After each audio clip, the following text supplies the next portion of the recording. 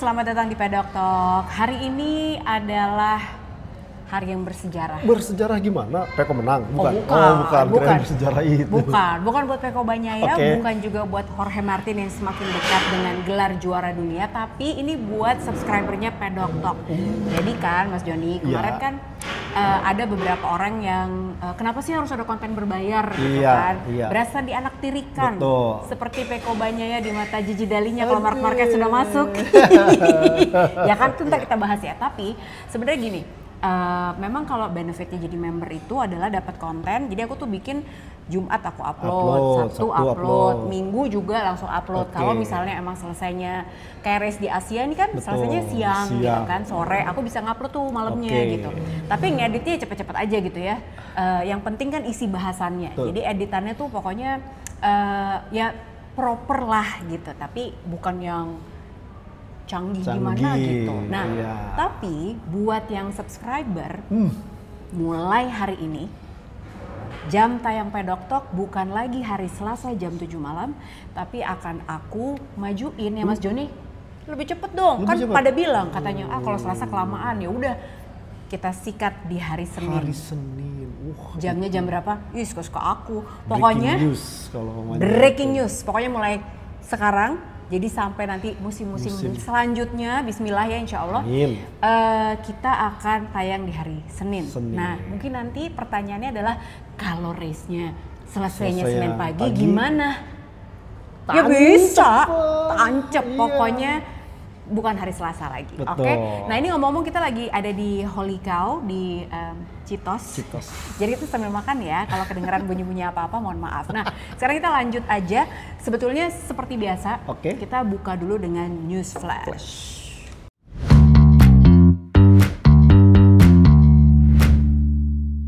News Flashnya kali ini kita akan bahas tentang sesuatu yang dikeluarin di weekend kemarin.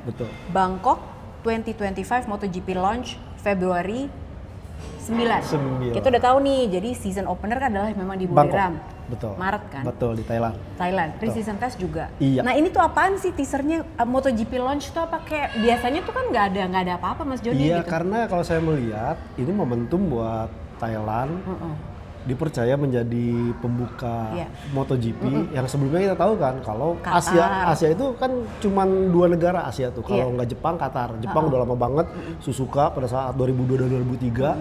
Terus Qatar itu pun agak sedikit ada bau-bau bisnis gitu. Itu mah mereka dibayar gitu ya buat race di situ kan. Iya, dan sekarang Bangkok itu pun sebenarnya kalau kita tarik karena faktor jumlah gelaran yang cukup padat sampai 22 ronde dan berarti dengan itu harus memajukan bulannya. Nah pada saat jadi kita mulai lebih awal akhir Februari. Nah ternyata untuk Qatar dan Indonesia tidak mungkin karena bertepatan dengan bulan puasa. Nah Bangkok mengemas hal ini, apalagi tahun depan kan banyak istilahnya highlight yang menariknya. Jadi ronde pembuka pertama kali Asia Tenggara itu sejarah. Kemudian yang paling hebohnya lagi adalah naiknya Songket Chantra. Makanya menurut aku juga ini tuh momentum yang bagus banget dan pintar banget emang pemerintah Thailand untuk mempromosikan. Terbukti race hari ini aja, kalian tahu nggak sih ada berapa orang yang datang total nih ya 3 hari. Kemarin kan di Mandalika tuh 120.000. Hari ini di di Buriram 200.000. Wah gila. Saya bilang rongewu 200.000 penonton, gila ya gitu. Jadi memang padahal Buriram nih lokasi jauh banget dari Bangkok loh. Tapi itu tadi mungkin kalau mamanya orang bilang jauh, ya kalau pada saat awal diresmikannya 2014, iya jauh karena belum ada fasilitas, belum ada akomodasi. Harus jalan darat lagi. Namun kemudian sejalan dengan waktu, saya pikir tuh Thailand itu long term planning yang mereka jalankan. Bahwa mereka tidak langsung serta-merta istilahnya bernafsu harus MotoGP, enggak. Tapi dia gelar dulu WSBK. WSBK kemudian dia ambil balapan-balapan Asia sampai istilahnya Asian Talent Cup rutin yang notabene menghasilkan pembalap-pembalap cukup bagus di MotoGP. Sampai akhirnya apa? Efeknya berkembang akomodasinya, dan satu hal lagi apa? Ya Marshall pun terlatih. Jadi kan sesuai dengan pepatah, Allah bisa karena biasa. Tadi tuh ya, salah satunya adalah pas aku lagi lihat race Moto 2, Songket Chantra. Iya. Kan dia lagi slow down lap. Betul. Lagi bawa bendera. nggak ada Marcella yang ngajak foto-foto. Nggak ada yang selfie tetap aja ya kasih apresiasi. Tapi mereka nggak profesional. Iya, tapi ya udah abis itu ada yang ngebersihin gravel segala macam gitu. Jadi aku sih sepanjang pengetahuan aku ya mungkin ada yang selfie juga, tapi aku nggak ngelihat dari tadi gitu ya, aku nggak ngelihat gitu. Bahkan pada saat podium pun ya pejabat-pejabatnya nggak ada yang selfie lah. Emang ada pejabat yang selfie? Nggak ada. Mungkin pernah ada, tapi kita kayak nggak pernah. Nggak pernah. Nggak ada. Strict tuh. Nggak boleh ya gitu. Nggak boleh. Karena memang abis ngasih trofi langsung lagu kebangsaan. Minggir gitu langsung menghormati lagu kebangsaan. Menghormati yang menang. Betul. Jangan ngambil momentum buat yang lain, betul ya gitu. Nah, tentunya ini juga harus kita obrolin juga jadwal pre-season test. Nah, berarti buat yang 2025 ada di Buriram. Ada di Buriram, Malaysia. Sepang juga. Jadi 3 itu sih. Gila ya. Jadi Sepang mulai dari ronde istilahnya rookies yang buat pembalap-pembalap debutan tahun depan, kemudian ada yang murni buat para pembalapnya, setting buat tahun ini, plus di Buriram. Karena kan di Buriram ini notabene ronde pertama, artinya secara data akan berbeda. Dari sekarang di bulan November atau Oktober-November, nanti kan di bulan Maret tentu lagi kering, kemudian suhunya lebih stabil. Jadi benar-benar ya sangat seru. Seru banget sih karena mulai dari race hari ini aja hype-nya tuh udah dibangun terus pas dari Riders Parade gitu kan. Hostnya juga udah nanya gimana nih nanti berapa bulan lagi udah balik lagi nih gitu. Jadi udah diomongin terus. Nggak dikasih kendor. Nggak dikasih kendor. Gila, pemerintah Thailand tuh emang kalau untuk urusan pariwisata luar biasa banget deh. Nah itu tadi news flashnya, kita akan langsung aja gaspol ngomongin sprint dan juga race-nya.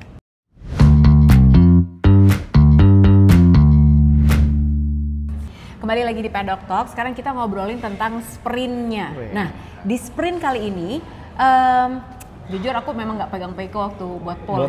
Karena nggak meyakinkan, mohon maaf ya Pecco. Aku pegang siapa? Aku lupa, aku kalau nggak Martin, Pecco deh. Oh ya? Iya. Wah masih jago dia, pegang Pecco masih berani ya? Masih berani karena ya kadang-kadang one lap attack tuh dia bisa bagus. Iya sih kadang-kadang. Tapi meskipun kemarin waktu sesi kualifikasi itu juga banyak kejutan. Martin crash, Marquez juga crash gitu. Mana crashnya tuh di Q2 yang sangat costly karena kan waktunya sempit banget, cuma 15 menit gitu ya. Pecco nggak disangka-sangka ternyata dia tuh bisa pole dan bahkan memecahkan all time lap record. Betul. Gila ya. Padahal kemarin itu baru dipecahin sama Marc Marquez. Iya. Martin, Marquez, Pecco. Baru Pecco. Gila. Jadi kalau melihat kemarin sebenarnya ya Pecco Bagnaia itu sebenarnya kalau pemain dikasih suhu yang istilahnya tanda petik stabil dari hari Jumat sampai hari Sabtu kering gitu, dia tuh akan luar biasa aja. Bener. Nah perkaranya kemarin kan ya ini tadi yang sebenarnya kenapa Marc Marquez sampai bilang dia tampil dengan pede pada saat jelang flyaway round, dia mampu semuanya bisa terjadi cuaca apapun. Nah sementara buat Pecco ataupun Martin ini masih ada istilahnya titik lemah, entah adaptasi dengan kondisi cuaca, entah kemudian juga kita tahu ya untuk balapan GP ini aja misalnya menggunakan ban baru lagi, Jeng. Ini bannya baru lagi? Baru lagi, artinya konstruksi yang tahun lalu diperkuat. Mau tidak mau pembalap harus mengubah setting meskipun diklaim tidak malah lebih bagus. Cuma kan problemnya suhunya dan juga kondisi cuacanya tidak stabil. Itu problemnya, Jeng. Jadi kalau nyambung apa katanya Mas Joni tentang suhu yang nggak stabil itu, kan banyak yang nanya juga nih Mas Joni, baru sih Mas Joni bahas dong kenapa sih apa yang membuat Pecco kok jadi rada kendor gitu, apakah dia kehilangan motivasi? Ya bukan itu gitu, enggak, bukan juga gara-gara menikah ya. Tapi itu ada hal yang baru lagi tuh kalau soal menikah. Ya karena menikah, istrinya ikut. Ya, jadi sukses suami kan karena berkat doa sang istri. Oh iya benar. Jadi makanya hari ini dia menang gara-gara itu ya. Doa sang istri. Benar. Tapi sebenarnya ini tuh kalau jawaban kenapa Pecco ini seperti terlihat kendor, padahal bukan. Betul. Ini nyambung sama David Emmett tuh pernah interview Gabarini. Gabarini tuh kru chiefnya Pecco Bagnaia. Betul. Jadi Gabarini bilang Pecco itu sensitif banget. Perubahan suhu tahu berapa derajat aja kepikiran karena dia feel-nya tuh beda banget. Nah ini adalah kekuatannya Pecco sekaligus kelemahannya seorang Pecco Bagnaia. Kenapa? Karena kalau buat pengembangan motor bagus banget. Berarti wah ini nggak boleh nih kalau suhunya begini detail banget gitu. Enak buat si pengembang motornya. Bener. Gitu. Tapi kalau misalnya lagi race kayak gini, nah dia tuh kepikiran tuh misalnya kemarin suhunya segini enak, gue bawanya kenapa sekarang jadi beda ya. Nah, dan dia silakan Mas. Terima kasih. Salmonnya taruh di sini aja. Steaknya di sini Mas. Ya, thank you. Ya, makasih ya Mas. Ya, tinggal potato aja saya take away ya, Bu? Ya, thank you Mas. Ada tambahan tabasco, mustard, garam? Tabasco sama mustard boleh. Ya, makasih. Nah, kalau misalnya untuk Race, dia itu memang mirip-mirip katanya gambar ini kayak Stoner sama kayak Lorenzo juga. Tapi memang bedanya mereka berdua ini bisa, ya udahlah gue sikat aja dulu. Ya. Peko tuh nggak bisa karena kepikiran. Ntar nih begini nih, overthinking anaknya. Langsung bukan balapan dulu, baru dipikirin gitu. Ini nggak ada mikir dulu, ntar gini nggak ya, ntar yang ada dengan dia berpikir istilahnya lebih jauh ke depan mau gimana, kalah sama yang gue gimana seperti ini, itu kayak Martin, kayak Marquez. Tapi memang saya setuju dengan teman-teman sih, bahwa kita tahu bahwa dia textbook, dia tahu banget dari yang kita ingat dia ya pertama kali dia bilang ya di Mandalika pertama kali yang wah dia nggak suka aspalnya nggak suka, dia sebutin dan bahkan sampai dia keceplosan, wah ini hybrid atau ini sampai dimarahin sama Cebati kan.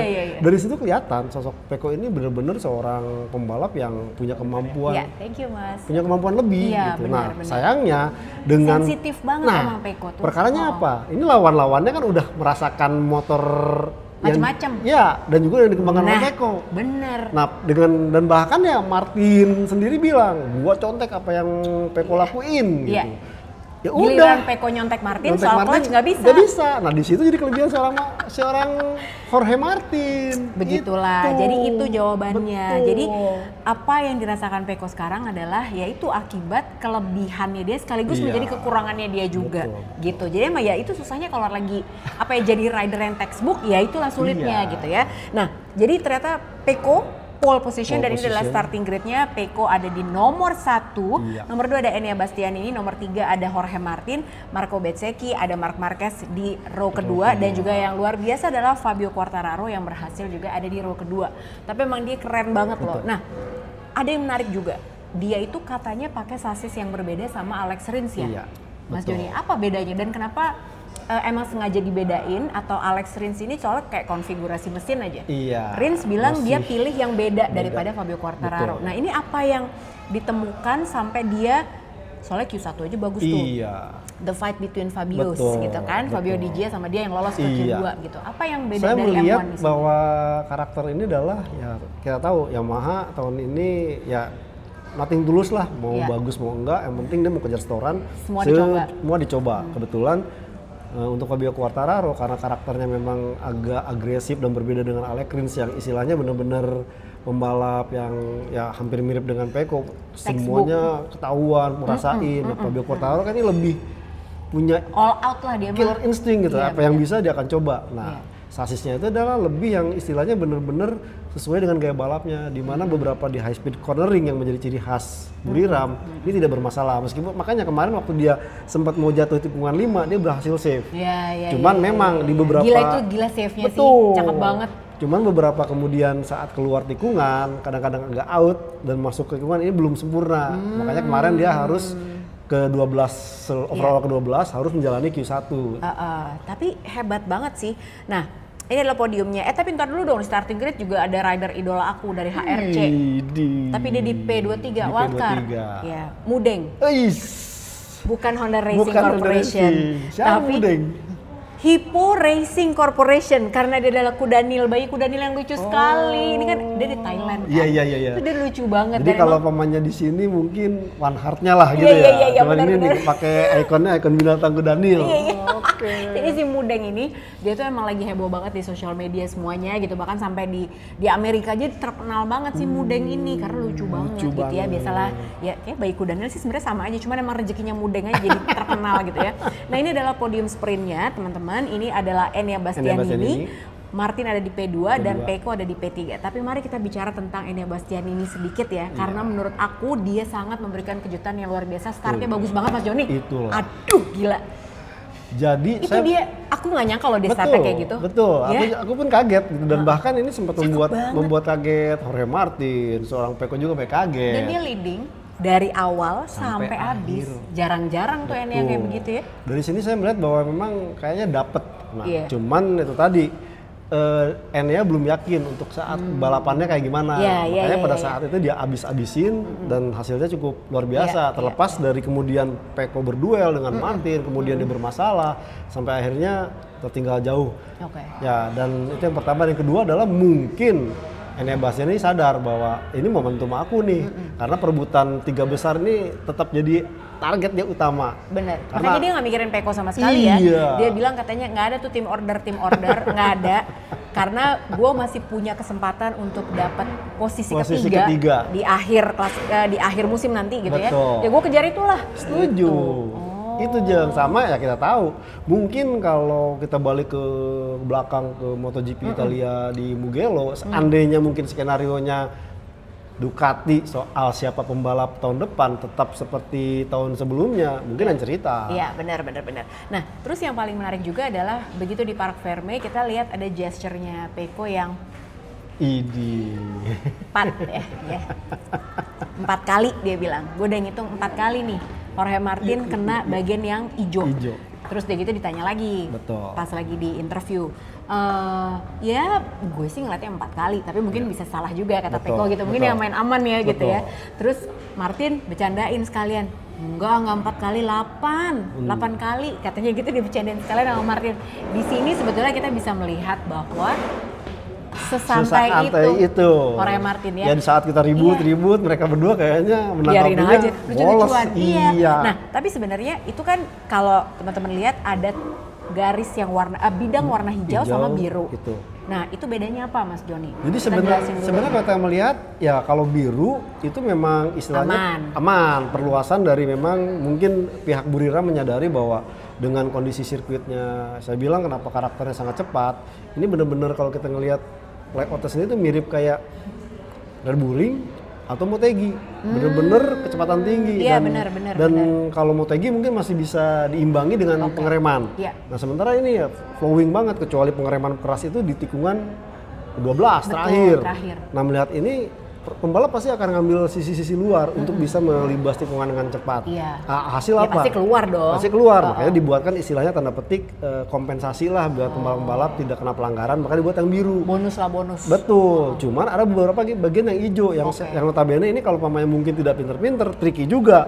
Nah, tapi saya melihat ini ya lagi-lagi mungkin saran buat tim MotoGP Stewart. Kalau kita melihat kemarin kan udah di warning, udah ada tanda ini berarti warning, kan? Seandainya keluar sekali lagi, ya mestinya Martin kena hukuman. Memang yang waktu dia overtake Pecco itu emang itu fenomenal banget sih menurut aku. Karena di situ kalau buat aku menunjukkan bahwa how bad do you want to win this championship? Ya ini bodo amat gue keluar gitu ya. Jadi dia mengambil resiko, ya udah kalau gue long lap penalti atau apapun itu ya udah bodo amat. Tapi kayak ngeledekin gitu ya. Cuman saya melihatnya apa? Ya si tim MotoGP Stewart berkilah bahwa sensornya nggak bunyi. Iya, betul. Lah, lu percaya alat apa percaya indera kita sendiri? Karena kalau karena mereka beralihnya ya kan dalihnya adalah ya sensornya nggak bunyi. Itulah. Berarti ya saya sampai kepikiran jangan-jangan tim MotoGP Stewart di control room pada ngerokok-ngerokok, kopi-kopi, gak merhatiin gitu karena perhatiannya apa? Perhatiannya bunyi sensornya. Kalau nggak bunyi cuekin aja. Seperti itu. Cuman ya tadi kemarin itu dibandingkan foto antara Martin yang out dengan Binder di Assen. Binder di Assen kan tidak ada pernyataan bahwa itu bunyi sensor atau apa, tapi Bindernya kelihatan. Dan itu pun tipis-tipis Binder juga. berkali-kali kan begitu. Betul, Binder kena. Nah makanya agak sedikit tanda tanya pada saat dikatakan itu warna biru sama hijau, karena ada yang berkilah enggak, karena warna biru sama hijau ya siapa tahu mungkin benar pada saat di kecepatan tinggi biru sama hijau ini jadi nyamar gitu sama-sama warnanya gitu loh, kita nggak tahu. Tapi lagi-lagi ada orang yang nggak bisa bedain hijau sama biru ya emang sih. Bisa. Cuman itu tadi tim MotoGP Stewart ini tetap jadi istilahnya mungkin evaluasi tahun depan karena bagaimana kita ingat di Phillip Island, masa insiden Maverick Vinales dengan Bezzecchi itu di review di akhir, tetapi ditetapkannya di balapan main race-nya. Terus benar, padahal itu kan sprint. Meskipun di di Buriram ini saya lebih acungi jempol karena responnya cepat, bahkan sampai terakhir Marc Marquez senggolan sama Joan Mir tuh kena hukuman turun 1 posisi. Meskipun tidak dilakukan di saat balapan. tapi di hasil akhir langsung gitu ya. betul. Ya oke lah gitu. Tapi ini kebayang kalau jadi Simon Cravar yang tahun depan dia akan bertugas menjadi chief dari FIM Steward. PR-nya banyak banget, dia nyatet mulu. Aduh, dia kerjaan gue kayak pusing deh nih. Dan kan bahkan ya kalau kita melihat Simon Cravar kan dalam setiap ulasan tanya ini gimana? Ya kalau ini racing incident, artinya dia udah bisa menilai seperti itu. Betul. Dia sadar bahwa wah, nanti mesti pembenahannya seperti apa. Iya. Tapi canggih juga ya, maksudnya semua host-host MotoGP itu ya, Matt Bird segala macam semua pasti nanyanya kalau menurut lu gimana gitu. Betul. Semacam dilatih dulu gitu dari sekarang ya, pengenalan jabatan baru untuk Simon Cravar gitu. Nah, tadi kita udah ngomongin sprintnya, abis ini kita break sebentar aja untuk langsung ngomongin apa yang terjadi dengan race hari ini. Yuk.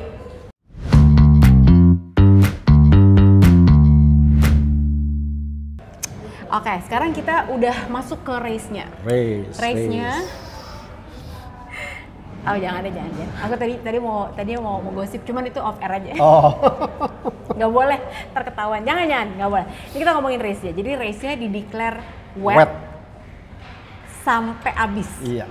Nggak ada kondisi track mengering sama sekali, ya. Semuanya ya basah aja udah bener karena masih gerimis kayak sampai terakhir ya. Gerimis kecil gitu. Jadi sama sekali mereka begitu mulai itu udah pakai ya ban hujan. Semuanya. Alex Marquez belum apa-apa lagi setting lap udah crash. Iya. Repot deh dia. Jadi warm up lap dia harus mulai dari pit lane. Nah, kalau kayak gini kejadiannya warm up lap dia harus mulai dari pit lane. Nah, race-nya juga harus dari pit lane. Apa gimana sih? Kan tadi karena masih setting lap, belum warm up atau balapan, makanya dia masih mempersiapkan motor itu ada 15 menit, makanya dia pada saat pembalap lain warm up lap, dia boleh ikut dari pit lane. Cuman pada saat balapannya dia harus di 23 di tempatnya modeng. Oh, tempatnya modeng. Pantesan modeng jadi nggak ada. Ya kan?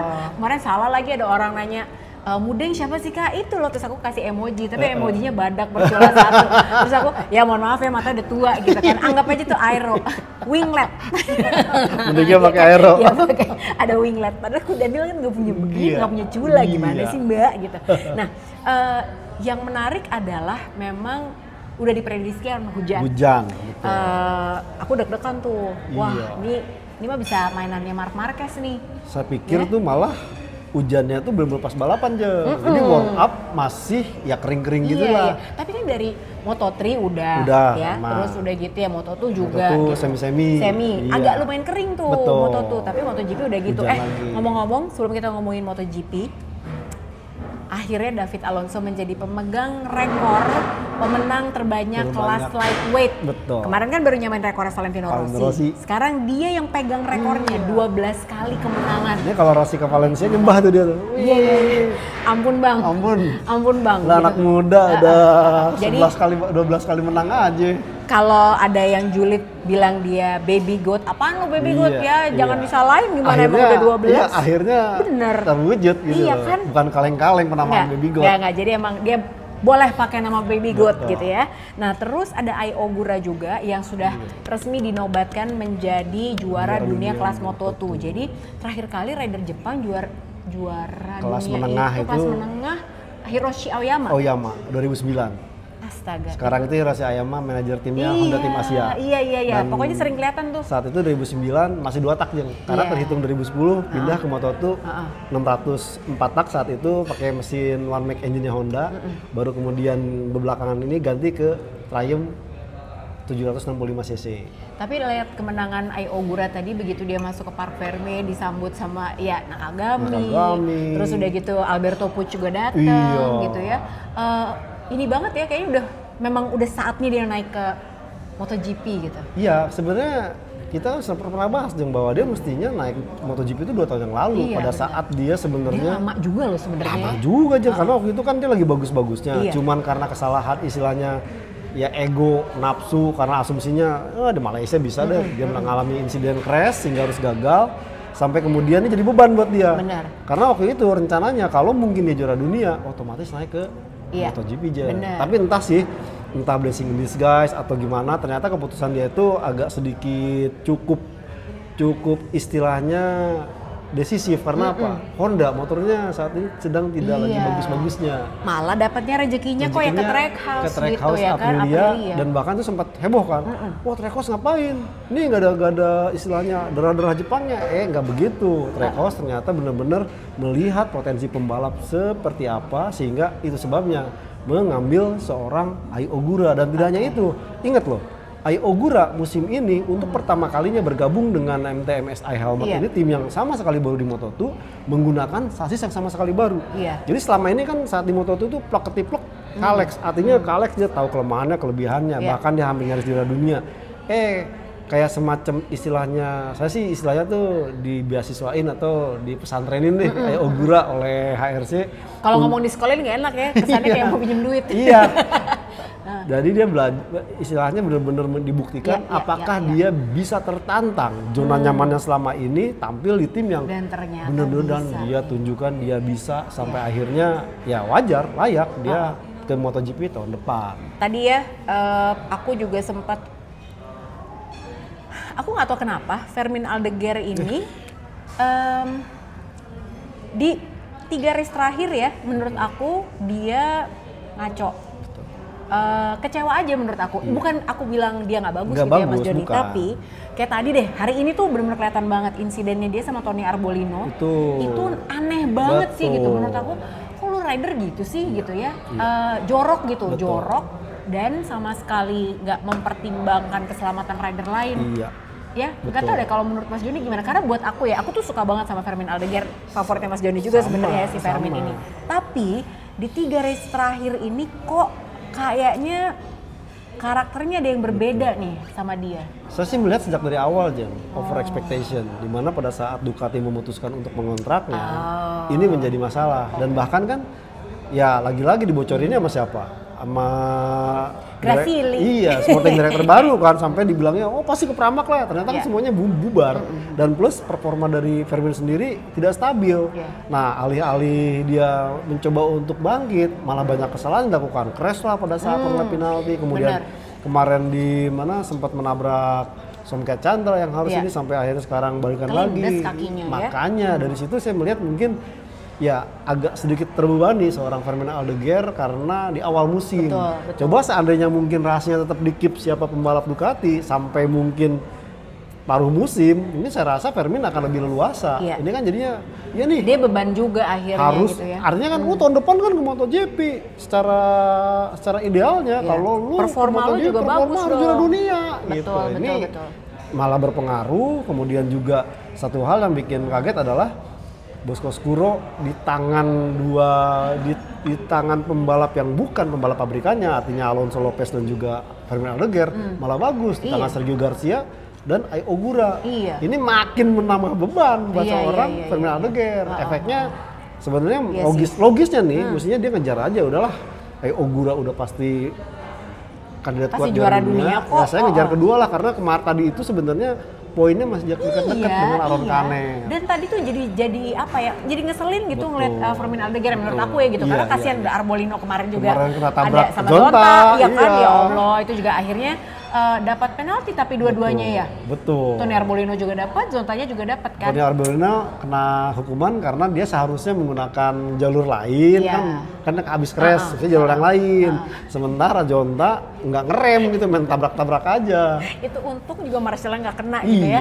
Nah, ini adalah podiumnya MotoGP ya. Jadi hari ini memang harinya Pecco Bagnaia. Semua pasti fansnya Pecco tuh tahan nafas waktu ngelihat race hari ini. Kenapa? Karena ya iyalah itu benar-benar kondisinya apa ya, ibaratnya kalau kita main kedip-kedipan nih gitu ya, yang kedip duluan kalah. Nah itu bener ya gitu, ternyata yang kedip duluan Marc Marquez gitu. Tapi ini adalah podiumnya adalah milik Pecco Bagnaia P1 dan Martin tetap bertahan di P2 dan juga Acosta di P3. Nah, Pedro Acosta tapi juga tidak mudah mendapatkan posisi ketiga, apalagi berantemnya sama Jack Miller. Terus kemarin juga di NF lagi yang keempat kalinya ya, consecutively gitu ya, secara berturut-turut.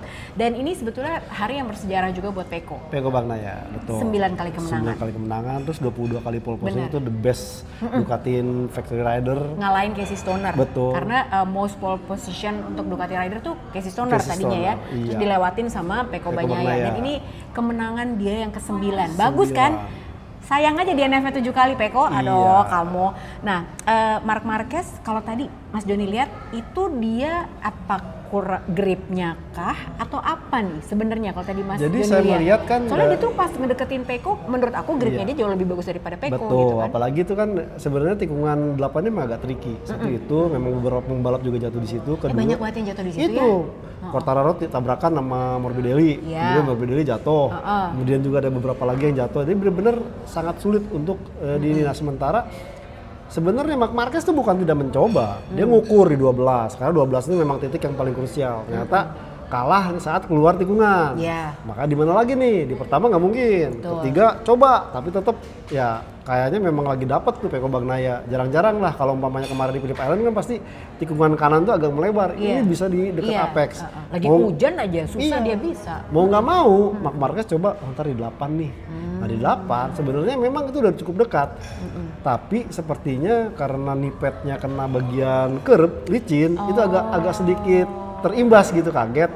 Dan sebenarnya kalau tidak masuk ke sisi luar yang istilahnya apa ya, ada gejlugannya, ada prosedurnya, mungkin dia bisa melakukan save lagi.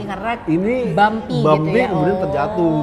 Oke. Nah, jadi memang turn 8 ini tuh tricky banget. Bezeki juga jatuh di sini ya. Di situ. Jadi kan memang karena hujan, jadi emang agak sedikit. Mungkin tadi hujannya nggak terlalu deras. Kalau deras mungkin tuh akan terjadi genangan, standing water di situ. Oh, I see. Oke. Nah, terus insiden-insiden yang terjadi tadi ada Fabio Quartararo dan Frankie Morbidelli seperti yang tadi diungkap sama Mas Joni, dan Franco Morbidelli dianggap irresponsible riding dan dia mendapatkan long lap penalty. Ada juga yang dapat long lap penalty yaitu Marc Marquez setelah dia crash, dia recovery, dia nyenggol Jorge Martin, Joan Mir. Bukan long lap penalty sih. Dia drop one position. Jadi kalau yang long lap penalty Franco Morbidelli. Benar, dia dapatnya drop one position gara-gara insidennya dengan Mir yang tadi Mas Joni bilang ya. Ini bagus banget karena langsung diberikan saat itu juga. Dan mungkin juga itu kebetulan Mirnya nggak jatuh, Jeng. Kalau cuma jatuh mungkin long lap penalty. Iya benar. Untung cuman itu ya, cuman Mirnya tapi juga aku salah apa lagi? Salah apa lagi aku gitu. Kemarin padahal udah oke loh dari 13 ya dia startnya. Terus start finish di 9 ya kalau nggak salah ya. Jadi makanya dia pas di media scrum tuh seneng banget gitu. Nah, tadi aku mau tanya juga nih Mas Joni, ngelihat fight-nya Miller dan Acosta. Apa menurut Mas Joni yang dimiliki? Tadi kan sempat drag race gitu ya. Itu apa yang dimiliki Acosta yang Miller nggak punya? Ya, saya melihat bahwa istilahnya tuh penghitungan atau visi dari Acosta ke depannya itu kayaknya bener-bener luar biasa. Artinya dia pada saat ngambil Miller di sini terus mungkin ntar dapat Miller lagi, dia udah kebayang 2 tikungan atau 3 tikungan saya bisa dapat nih. Dan itu dia lakukan. Dan uniknya lagi, saya bilang itu bener-bener man of the race dari Thai GP. Saya bilang karena apa, dia yang banyak duel dari belakang. Kemudian juga lihat deh, duelnya bersih, Jeng. Bagus. Artinya pada saat dia hampir kehilangan, dia tidak maksa gitu loh. Dia malah keluar aja dulu, biarin aja gitu. Tapi dia akan balas di beberapa tikungan kemudian. Makanya Acosta jagoan aing, ya kan? Karena dia tuh nggak pernah maksa gitu. Nggak kayak Fermin Aldeguer. Kesel. Habis kasihan Tony Arbolino maksudnya gitu kan. Jorok banget gitu tadi, kesel. Aku yang bikin kesel tuh hari ini Fermin Aldeguer sih. Gitu. Nah, Ducati juga akhirnya sudah resmi menjadi World Champion untuk tim MotoGP 2024. Bener. Kalau Jorge Martin belum nih Best Independent Rider, belum udah juga kan? Independent Rider udah jauh banget. Iyalah. Ya, dari siapa dia paling sering? Udah nggak ada lagi yang lain ya gitu. Nah, best momennya sebelum kita tutup, best momennya Mas Joni apa? Saya best momennya adalah banyak sih sebenarnya. Satu, apa coba? Ya. Yang paling ini sih saya melihat bahwa Pecco Bagnaia akhirnya boleh dibilang bukan hanya pembalap yang bagus, tapi pembalap yang hebat. Karena dia bisa menang di kondisi hujan murni gitu. Nggak yakin ya sebenarnya? Saya juga nggak yakin, Jeng. Karena malah saya yakin Marc Marquez. Cuman dia berhasil mengatasinya, dan bahkan kan dia sempat ngomong tadi di satu wawancara oleh Simon Cravar. Sebenarnya waktu kemarin hujan, wah udah nggak pede. Pas warm up, makin nggak pede. Tapi kemudian tim membuatkan perubahan, akhirnya dia bisa confidence-nya tampil cukup luar biasa. Benar. Oh, soalnya di box juga istrinya begini mulu nih. Oh iya, mau aku tambahin tuh. Itu tadi istrinya ikut. Itu langsung dijampi-jampi gitu kan. Jangan ketempelan.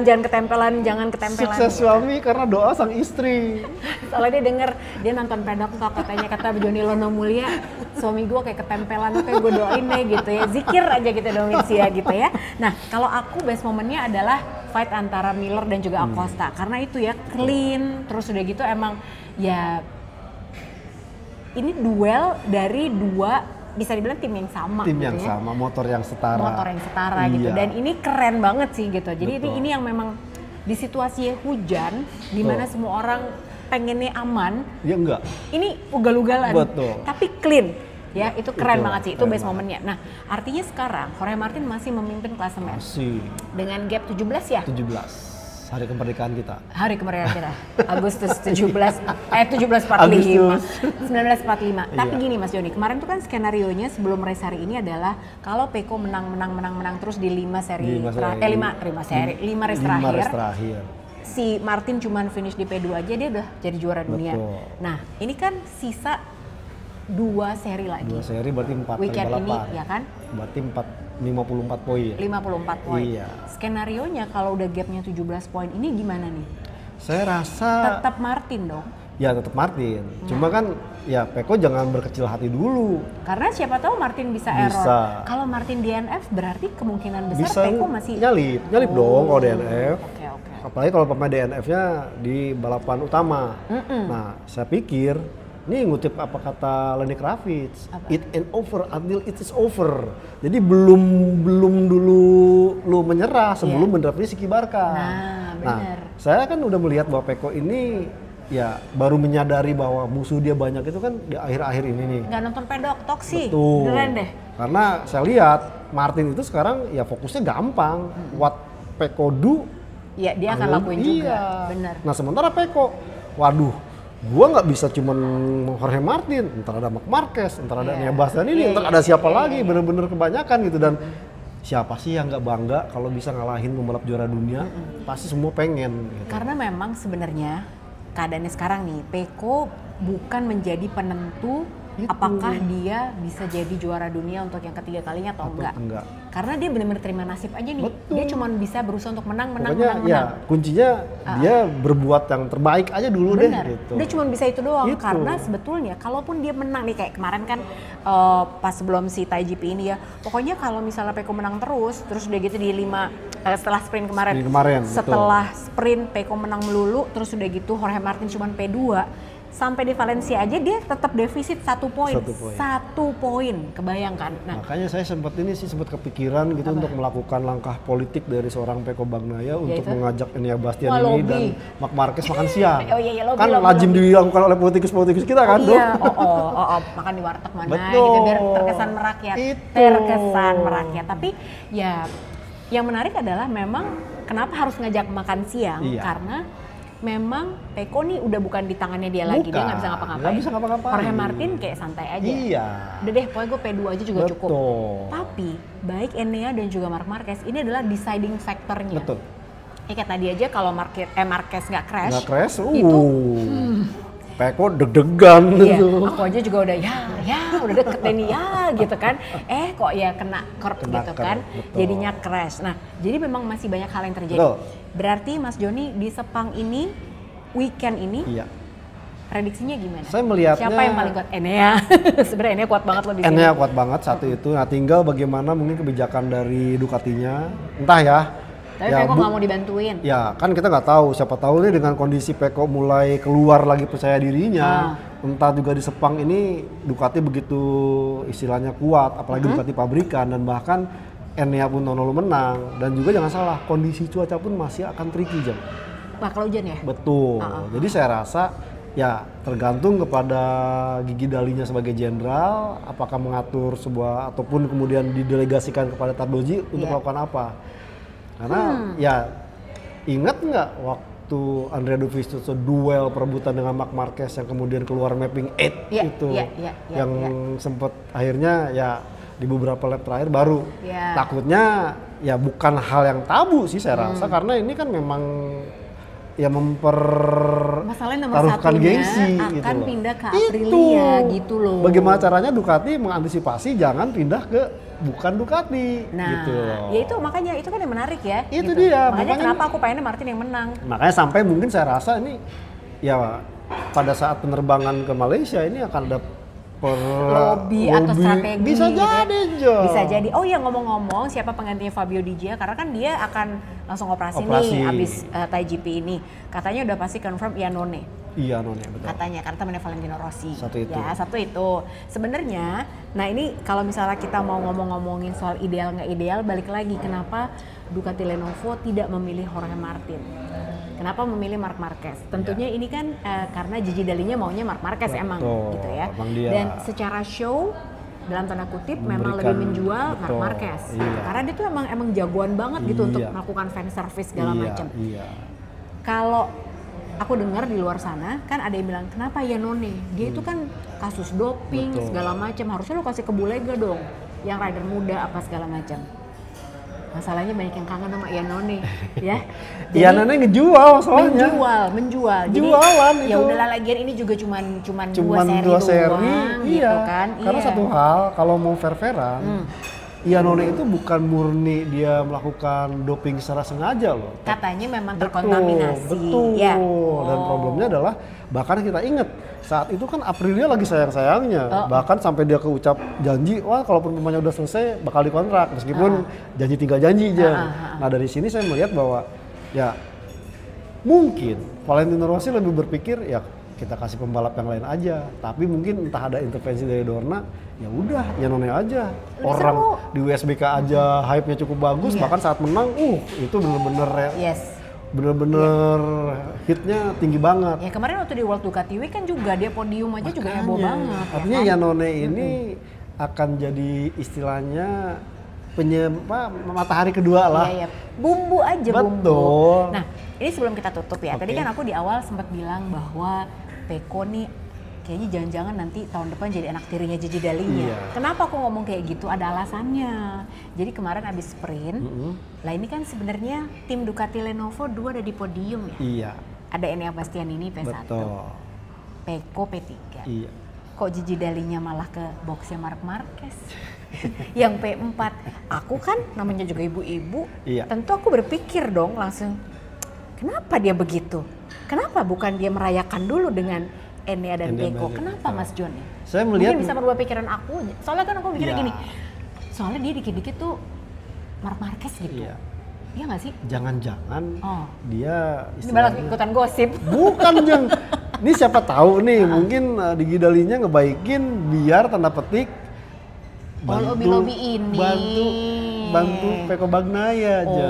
Apalagi kan kemarin kan lihat dong pada saat press conference tahun lalu di ronde sebelumnya yakin banget Martin yang juara. Sekarang kan dia pakai persentase. Tapi buktinya tadi di race enggak, dia race deketin. Iya, tapi kan tadi sebenarnya agak sulit juga dia. Tetap butuh waktu.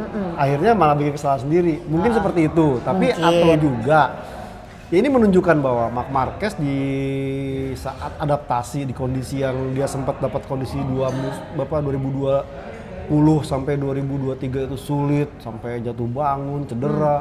Ini dia langsung ketemu motor MotoGP yang speknya sebenarnya tahun lalu dia bisa beradaptasi dengan sangat baik. Bahkan terhitung 2023 dia doang deh yang bisa menang. Yang lainnya enggak. Makanya mungkin memang di sini Gigi Dalinya tuh harusnya karena Marquez tuh juga bukan tipe orang yang gampang dideketin loh sebetulnya ya kan. Tapi secara kita kan ngeliat Gigi Dalinya tuh sosok yang sulit dijangkau gitu ya. Cuman dia justru punya kepribadian yang berbeda di saat dia lagi melakukan approach ke Marc Marquez. Makanya menarik untuk dilihat tahun 2025 nanti gimana. Seperti apa. Ya udah kalau gitu terima kasih banyak Mas Joni. Kita ketemu lagi abis Sepang pokoknya. Jangan lupa ya, pokoknya Pedok Talk akan tayang hari Senin. Nggak pakai lama, kita cepetin, nggak usah nunggu sampai hari Selasa. Oke, sampai ketemu lagi. Makasih banyak, bye.